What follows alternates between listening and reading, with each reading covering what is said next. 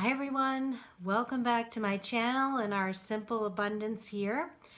I'm totally frazzled today, but I didn't want to get behind in the entries, especially because now we're ending September and starting October, right? And I'm going to give a nod to the caution closet item for September at the end of this video, but I wanted to read today the October Joyful Simplicities so that we could be thinking with the start of October tomorrow about how to fill our month with a bit more joy, right? And, I usually like to read the beginning part of the October little entry that this is Sarah Von Bronick's book, Simple Abundance, by the way. I don't think I said that.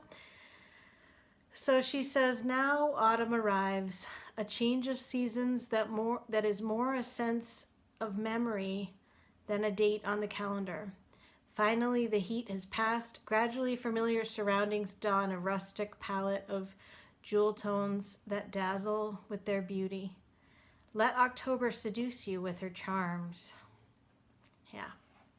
I was looking ahead just briefly at some of the things that we have coming up in October. We're going to have a little bit of talk about financial abundance, and we'll be continuing on with some spiritual topics as well.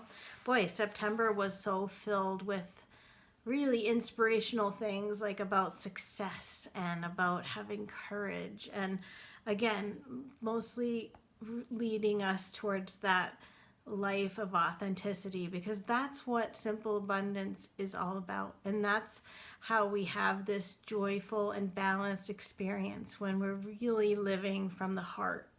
So thank you so much for being here along with me. If you're watching this real time, this is 2020. And at the end of each month, Sarah has a list of the things that she calls them joyful simplicities, and these are things that will add a bit of fun and joy to the month. So I like to read them right as we're going into a new month, so we can be thinking about them. She says, plan an outing to a pumpkin patch or farmer's market.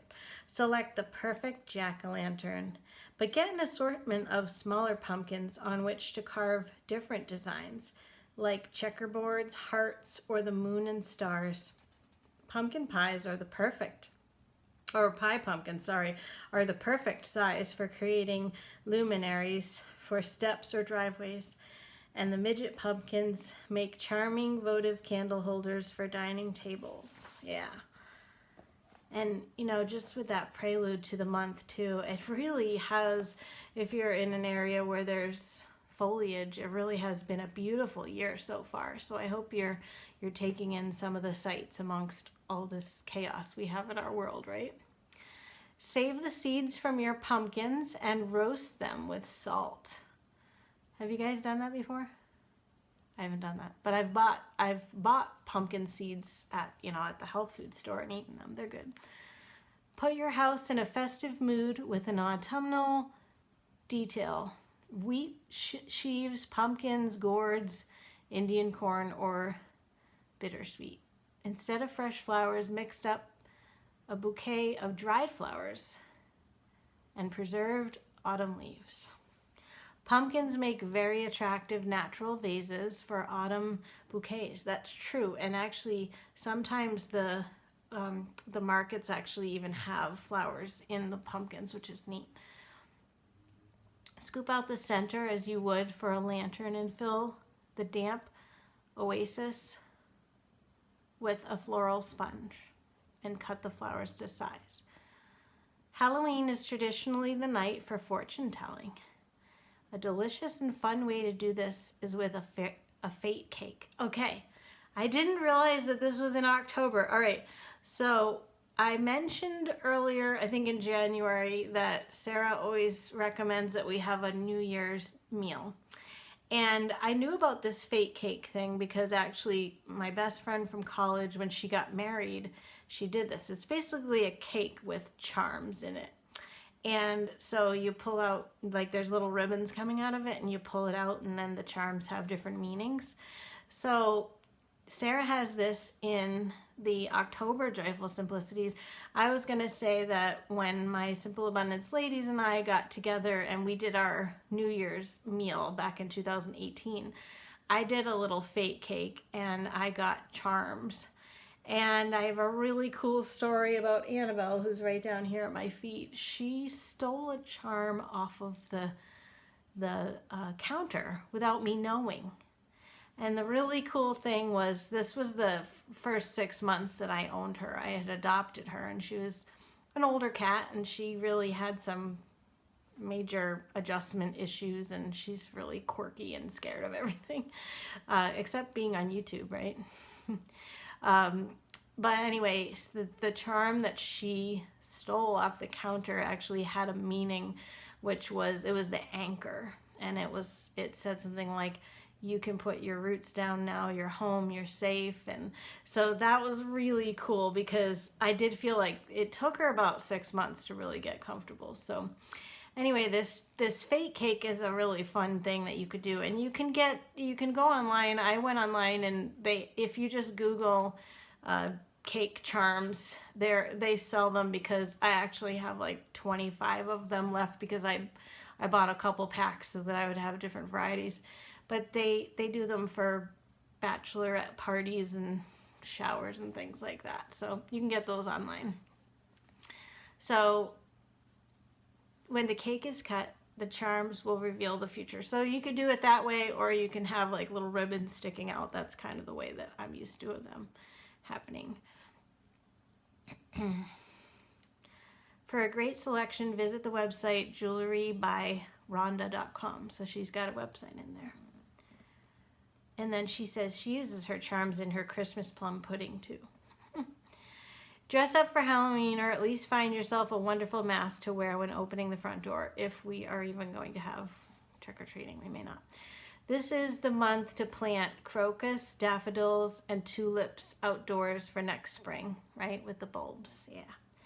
If you live in a 4-season climate, take a Sunday to drive to the country to revel in Mother Nature's flamboyant, fancy dress.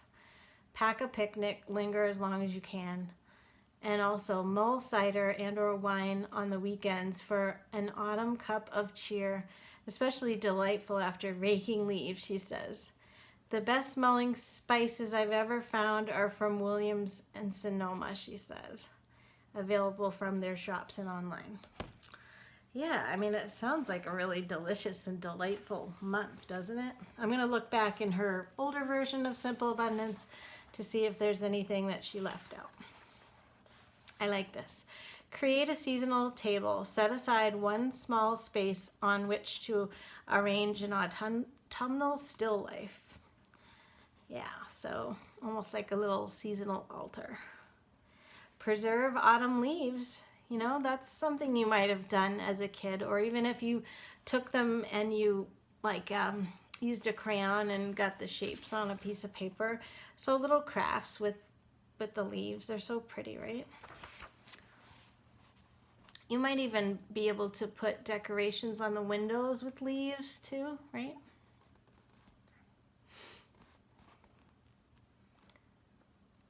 Yeah, actually that's all of them. So those are our joyful simplicities as we look forward to the month of October. Life is super chaotic for me right now, and I have boxes everywhere, and you guys know I'm moving if you follow my channel. So I can't commit to doing as many videos over the next couple of weeks as everything is coming together, but I'll do my best. And I like the month of October because it still can be, I mean, there's cool mornings, but we still can have some really lovely days. So just a nod back to our entry for today, which is another entry for the caution closet. And if you're just joining me now, this is something that Sarah does at the end of each month, and we're collecting goods to be preppers, right? And if you Google the word prepper, you will find so many people out there. There's a whole community of preppers. I've watched a few videos actually about storing food because, you know, the last couple of months actually, those have been the things to be gathering into the the caution closet. So I've put some things in jars, and I've got a good selection of things. And again, this is just if you have to have them, but we are supposed to be rotating through. So you don't want to get stuff that you're not going to eat or use. I'm just trying to get some things that, you know, just in case something were to happen with not having electricity or maybe not even running water. I don't know. We never know what could happen, right?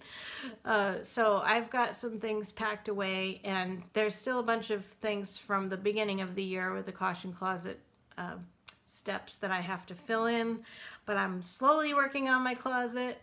You guys know I was pretty resistant at the beginning of the year, but now I'm on board with it, and I never even knew there was this whole prepper community. So in today's entry, she's talking to us about,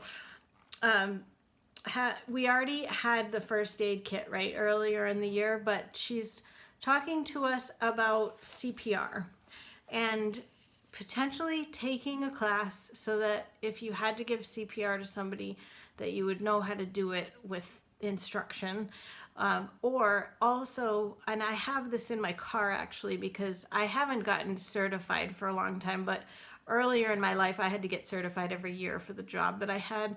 So I actually do have in a little case like a, you know, one of the safety things that you can give someone CPR without having to give them mouth to mouth with your actual mouth. So I have one of those in the car. So she does recommend having things like that. And of course, if you have your first aid kit, then you also have things like gloves and other things for safety. She mentions too in this one with the first aid to go, have you guys heard of Bach flower essences before? I've heard of them before, and there are a whole line of rescue remedies. There's ones for pets if you need to ease their stress, and they're for anxiety, they're for all different things. So it's a good thing to check with an expert, she says, but you know, you could think about stocking your first aid with some essences as well.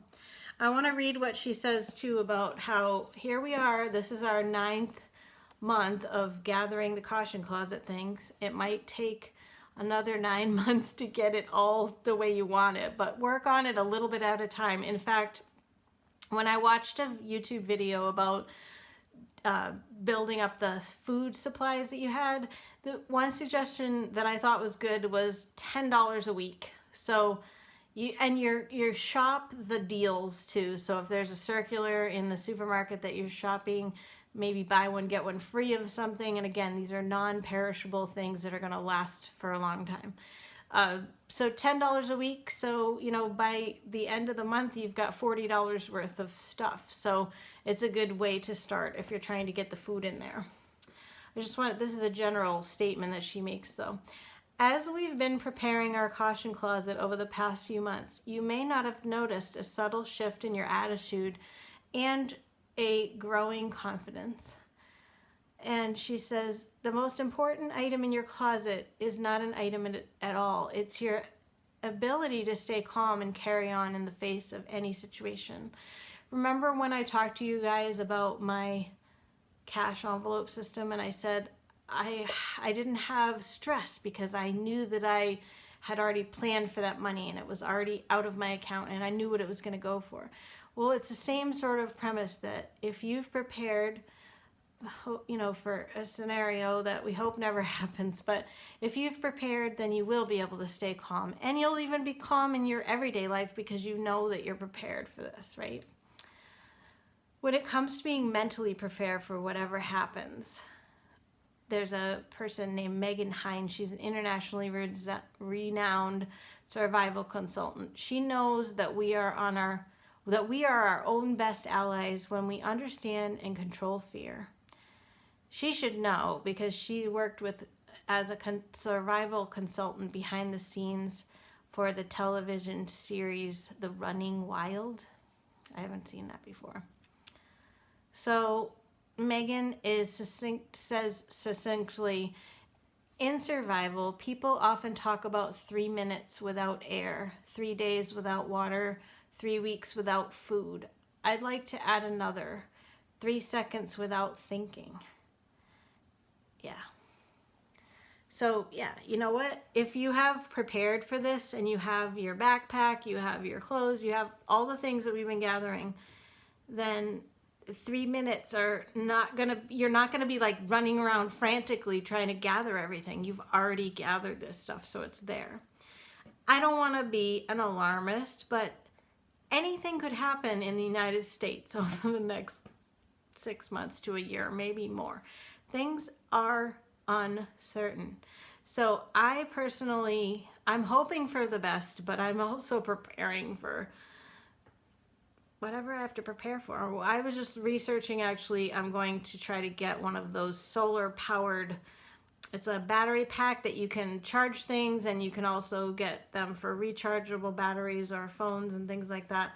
So we haven't talked about that. I don't know if that's going to be in another month, you know, having some power supplies, but I'm definitely thinking about this. There are a lot of people talking about these things, and then there's a lot of people that are not talking about these things. So if I can help to encourage you to get this caution closet going, and then we need it, heaven forbid, I will be glad that we talked about it and prepared a little bit. I think in this moment, I could definitely be more prepared than I am. And I just heard Annabelle talking. I have to get some extra cat food too. So I really should be, probably when I'm going to buy the cat food, maybe like buying one extra one each time so that I have like a backup. Yeah. Lots of things to think about. I hope that you are doing it a little bit at a time. Thank you, as always, for your support and your comments. I love hearing from you, so I hope you will say hello and let me know how you're doing and what maybe you're looking forward to in October. And maybe let me know how your caution closet's going. And I don't know when I'll see you next, but probably not in too long. And I'll be, again, just like with September, I'll be grouping some topics together for videos, not doing a video every day. We're gonna make it.